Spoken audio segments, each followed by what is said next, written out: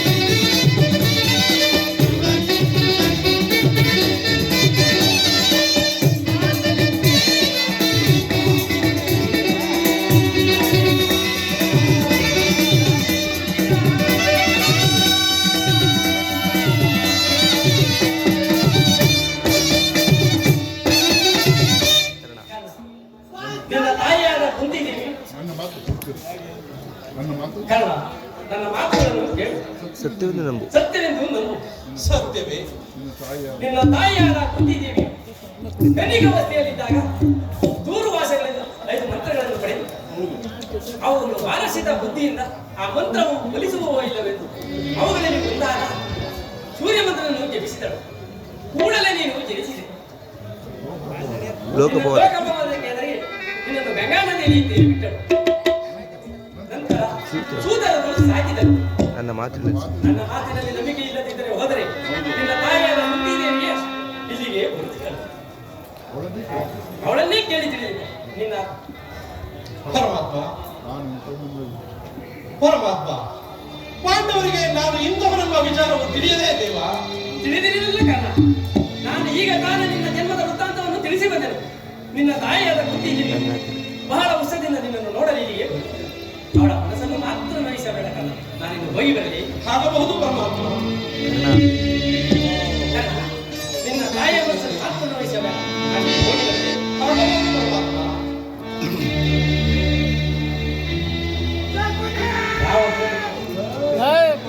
ಶ್ರೀಕೃಷ್ಣ ಪರಮಾತ್ಮನು ಎಂದಿಗೂ ಅಸತ್ಯವನ್ನು ಆಡುತ್ತದೆ. ಕುಂತಿ ದೇವಿಯು ನನ್ನ ತಾಯಿ, ಪಾಂಡವರು ನನ್ನ ಸಹೋದರರೇ. ಇದನ್ನು ನಂಬತಕ್ಕ ಬಗೆಯಲ್ಲಿ ಇದನ್ನು ಹೇಗೆ ನಂಬಲಿ? ಶ್ರೀಕೃಷ್ಣ ಪರಮಾತ್ಮನು ಹೇಳಿದ ಮಾತು ಈ ಅಶರೀರವಾಣಿಯಿಂದ ಸ್ಥಿರಪಟ್ಟಿದೆ. ಪಾಂಡವರು ನನ್ನ ಸಹೋದರರಿಂದ ತಿಳಿದ ಕೂಡಲೇ ಇದು ಎಂತಹ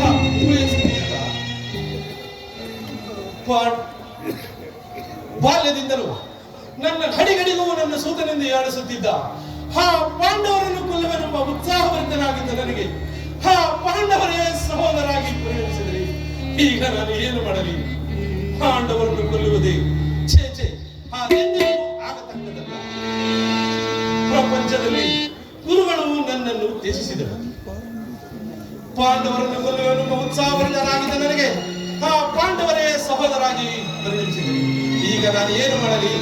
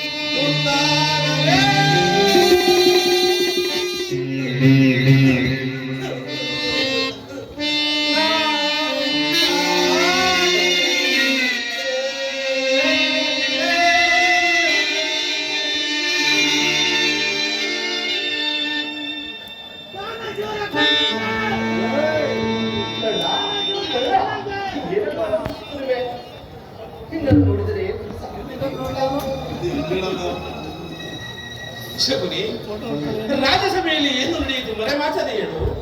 ಕರ್ಣ, ಕೃಷ್ಣನು ನೀನು ರಾಜಸಭೆಯದವರೇ ಇದ್ದ ಕೂಡಲೇ ದುರ್ಯೋಧನನು ಭೀಷ್ಮಾದ್ರೋಣಾದಿಗಳನ್ನು ಪಾಂಡವರ ಪಕ್ಷಪಾತಿಗಳನ್ನು ನಿಲ್ಲಿಸಿದನು. ಕೂಡಲೇ ಪಾಂಡವರು ಯುದ್ಧ ಮಾಡಿ ಆಜ್ಞೆ ಮಾಡಿದನು. ನಾನು ಕರ್ಣನಿಗೆ ಸೇನಾಧಿಪತಿ ಪಟ್ಟವನ್ನು ಕಟ್ಟಬೇಕೆಂದನು ಕರ್ಣ. ಅದಕ್ಕೆ ಭೀಷ್ಮನು ಹೀಗೆ ಹೇಳಿದನು. ಕುರುಪಿತಾಮಹನು ಏನು ಹೇಳಿದ ಶಕುನಿ?